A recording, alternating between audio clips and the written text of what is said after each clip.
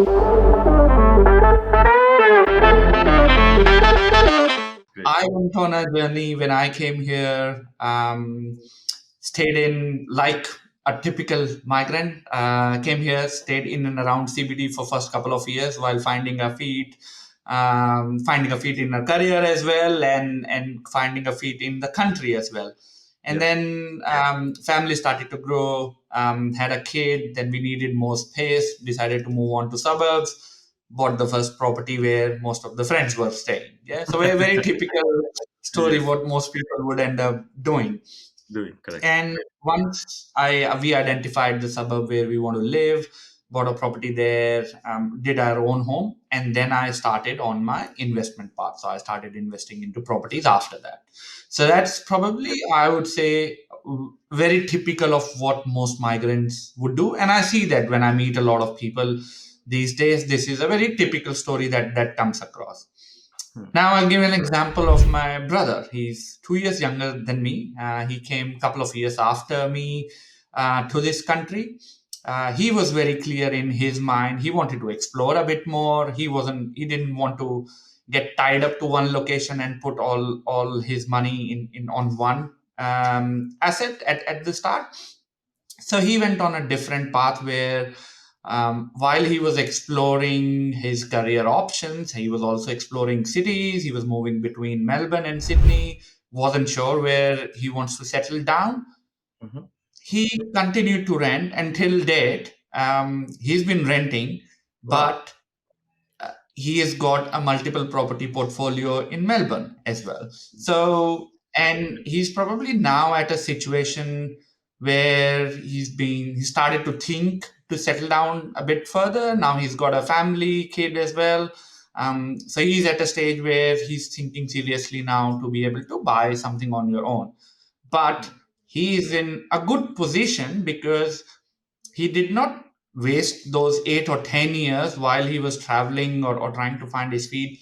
He was still building assets for himself.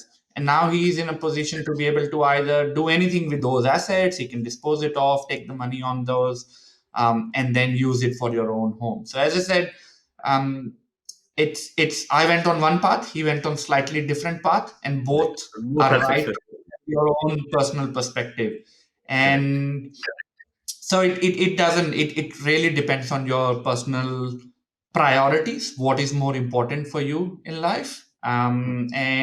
And that is why you're having your goals and aspirations really clarified, really helps them decide what path you want to take. Right. Perfect. So before this, let's say when you started this wealth management, what was your career before? So now we're just trying to get into another phase, or your Okay. migration phase. I'll ask you the questions Yeah. about it. So let's get started with this. So you are in wealth building now, but what was your career before? Okay.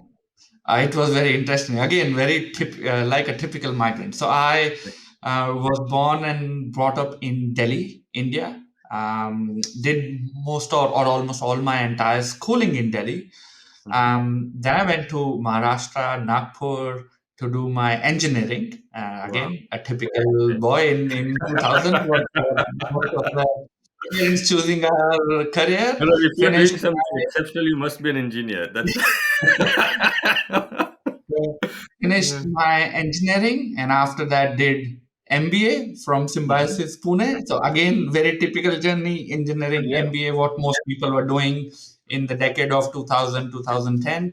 Um, and then I started my career in India. I joined Infosys in Pune, and I was lucky enough that within first couple of months, I got an opportunity to travel, and I was allocated to a project in Australia with Telstra.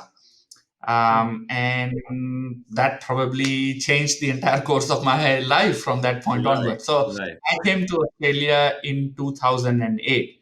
Again, very typical. I came here as a IT business analyst in Right. 2008. Landed in Melbourne, first time, one of the first people in my whole family to come out and travel outside of India.